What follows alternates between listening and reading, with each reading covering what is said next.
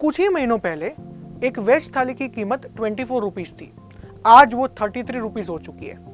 55 rupees में मिलने वाली नॉनवेज थाली आज 66 रुपीज में मिलती है। इंडिया का पुअर और लोअर मिडिल क्लास पॉपुलेशन अपने इनकम का 50% हिस्सा फूड पे स्पेंड करता है। तो अगर एक थाली की कीमत 30% से बढ़ जाएगी तो लोग खाएंगे क्या? चलिए इस फूड इन्फ्लेशन की सिचुएशन को इस वीडियो में ब्रेक डाउन करते हैं और वीडियो के एंड तक कुछ पॉजिटिव सोल्यूशन निकालते हैं। इंडिया का इन्फ्लेशन 4.8% हो चुका था इन जून। Food products constitute to 39% of the weight in the calculation of inflation index. अगर हम पिछले 1 से 1.5 साल की बात करेंगे तो ये जान के हैरानी होगी आपको कि धान के मामले में, मतलब सीरियल्स के मामले में, द इन्फ्लेशन वॉज 15%, मसालों के मामले में द इन्फ्लेशन वॉज अराउंड 25%, और अगर वेजिटेबल्स की बात करें तो बात ही करने लायक नहीं है, द इन्फ्लेशन वॉज अराउंड 40%। मतलब 15%, 25% और 40% तक भाव बढ़े हैं in this most important categories of food. हमने टमाटर के भाव में बढ़ोतरी खुद अपनी आंखों से देखी है। 20-25 रुपए किलो में मिलने वाला टमाटर 150-200 रुपए किलो में मिल रहा है। सरकार का ऐसा कहना है कि टमाटर का प्रोडक्शन डबल होने वाला है in some days and months from now. As a consequence टमाटर के दाम फिर से गिर जाएंगे। लेकिन इसके साथ ये भी सुनने में आ रहा है कि आज जो प्याज, मतलब अनियंस 20-25 रुपए किलो में मिल रहे हैं, वो 60-70 रुपए किलो तक बढ़ जाएंगे। Onions form a very important part of a poor man's diet. अगर प्याज के भाव बढ़ने लगे तो फिर से इंडिया की आम जनता इन्फ्लेशन का प्रॉब्लम बहुत ही बुरी तरीके से फेस करने वाली है। अगर हमें फूड इन्फ्लेशन को समझना है तो हमें सबसे पहले डिमांड और सप्लाई के बेसिक्स को क्लियर करना पड़ेगा। अगर कोई चीज का डिमांड उसके सप्लाई से ज्यादा है तो उसकी प्राइसेस बढ़ने लगेगी। उल्टा, अगर कोई चीज का सप्लाई ज्यादा है लेकिन डिमांड नहीं है तो उसकी प्राइसेस गिरने लगेगी। फूड के रिलेशन में दोनों कॉन्सेप्ट्स को समझते हैं। पहले सप्लाई की बात करते हैं। अगर हम पिछले कुछ सालों के इंडिया के फूड प्रोडक्शन का डेटा एनालाइज करेंगे तो हम पाएंगे कि इंडिया का फूड प्रोडक्शन एवरी ईयर 2-3% से बढ़ा है।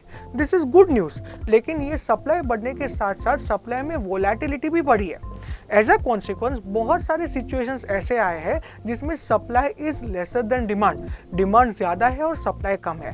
इन पीरियड्स में प्राइसेस बहुत ही बढ़ जाती है। सप्लाई में वोलेटिलिटी क्यों आई है? उसके दो मेन रीजंस है। Both are related to climate changes. एक है हीट वेव्स और दूसरा है unexpected rainfall. Because of heat waves and unexpected rainfall supply में वोलेटिलिटी आती है और वोलेटिलिटी के कारण प्राइसेस भी वोलेटाइल रहती है and on the higher side रहने लगी है। अब कहानी का दूसरा पहलू समझते हैं, विच इज डिमांड। इंडिया का फूड प्रोडक्शन जब 2-3% पर ईयर से बढ़ रहा है, डिमांड उससे ज्यादा रेट से बढ़ रही है। इंडिया के डिमांड के दो मेजर सोर्सेज है। One is domestic demand and second is export demand. Export demand की बात करें तो ग्लोबल लेवल पे इंडिया के फूड प्रोडक्शन की जो डिमांड होती है उसको एक्सपोर्ट डिमांड माना जाता है।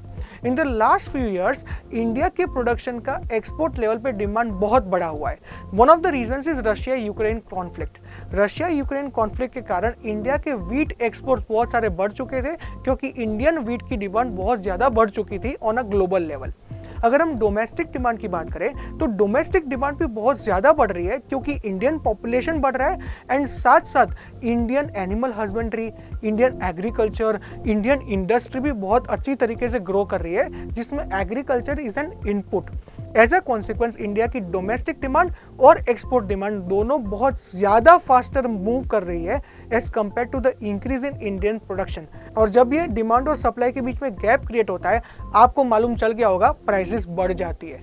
अब आपने डिमांड और सप्लाई को तो समझ लिया और ये भी समझ लिया कि इंडिया में फूड इन्फ्लेशन क्यों हो रहा है। आप पूछोगे कि गवर्नमेंट इस फूड इन्फ्लेशन को मैनेज करने के लिए क्या कर रही है। गवर्नमेंट दो चीजें एक साथ कर रही है। पहला है Reserve Bank of India repo rates को बढ़ाती है in order to control inflation. आसान भाषा में समझते हैं कैसे होता है। रिजर्व बैंक ने रेपो रेट को बढ़ाया।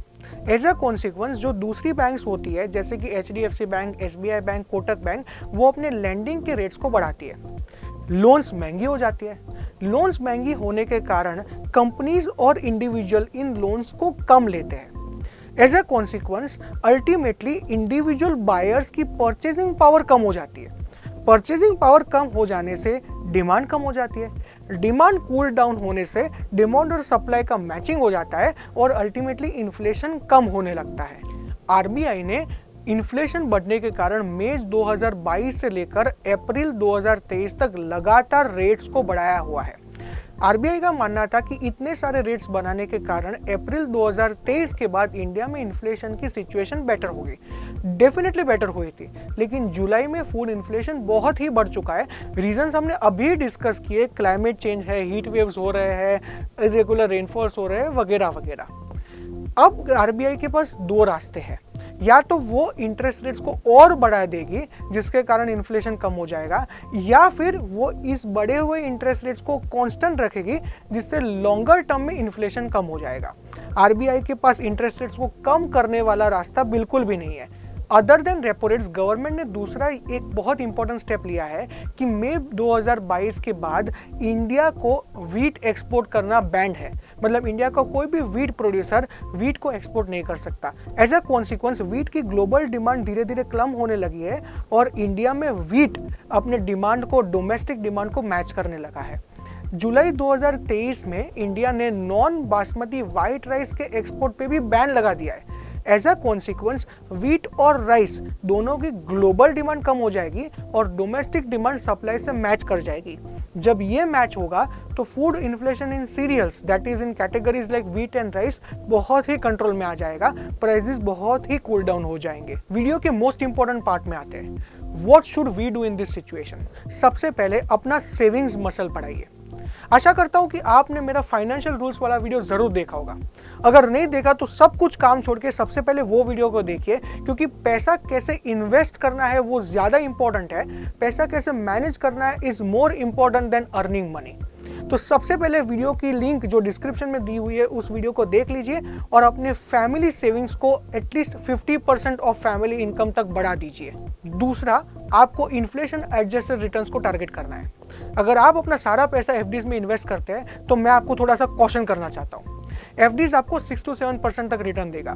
इन्फ्लेशन भी अगर 6 to 7% रेंज में रहा, जो अभी उस रेंज में है, तो शायद आपके एफडी के रिटर्न्स जीरो है। You are not getting any real returns out of FD. मैंने एक बहुत ही अच्छा वीडियो एनपीएस पे बनाया है जिसपे 4000 प्लस व्यूज है। आपको वो वीडियो का लिंक डिस्क्रिप्शन में मिल जाएगा। आपको वो वीडियो देखना है और ये आपके लिए डिसाइड करना है कि 12% सेफ रिटर्न्स आप कैसे कमा सकते हैं थ्रू एनपीएस। तीसरा, आपको अपने आप में इन्वेस्ट करना पड़ेगा। आप देख रहे हैं कि इन्फ्लेशन बढ़ रहा है पर शायद सैलरीज उतनी नहीं बढ़ रही है। अगर आपको बढ़ी हुई सैलरी चाहिए तो आपको अपने काम का दायरा एक्सपांड करना पड़ेगा। You will have to learn new skills, take on more responsibilities, जिसके कारण आपकी सैलरी लेवल बढ़े, आपका प्रमोशन हो, आप जॉब में आगे बढ़े, आप अपने बिजनेसेस में आगे बढ़े। The most important thing to take care of is to earn more money and then save more money in the right way to fight against inflation. Comment section में मुझे दो चीजें बताइए। सबसे पहले, अदर देन फूड वो कौन सी दूसरी कैटेगरीज है जिसमें आप सोच रहे हैं कि इन्फ्लेशन बहुत ज्यादा बढ़ चुका है। नंबर 2, ऐसी कौन सी पावरफुल केस स्टडीज है जो आपको सुननी है ऑन दिस चैनल, जो हम प्रिपेयर कर सकते हैं। ये वीडियो को व्हाट्सएप के थ्रू हर एक चैट में, हर एक ग्रुप में शेयर कर दीजिए, जिससे कारण आपके सारे दोस्त, रिलेटिव्स, बिजनेस पार्टनर्स, कॉलीग्स को फूड इन्फ्लेशन के बारे में पता चले और वो कैसे इस फूड इन्फ्लेशन से बच सकते हैं उसके बारे में डिस्कवर कर पाए। वो आपको पक्का थैंक यू बोलेंगे। अगर आपको हमारे एफर्ट पसंद आ रहा है तो इस वीडियो को लाइक कीजिए और इस चैनल को सब्सक्राइब कीजिए, जिसके कारण ऐसे वीडियोस आपके मिस ना हो जाए। आपका टाइम हमें देने के लिए खूब खूब धन्यवाद।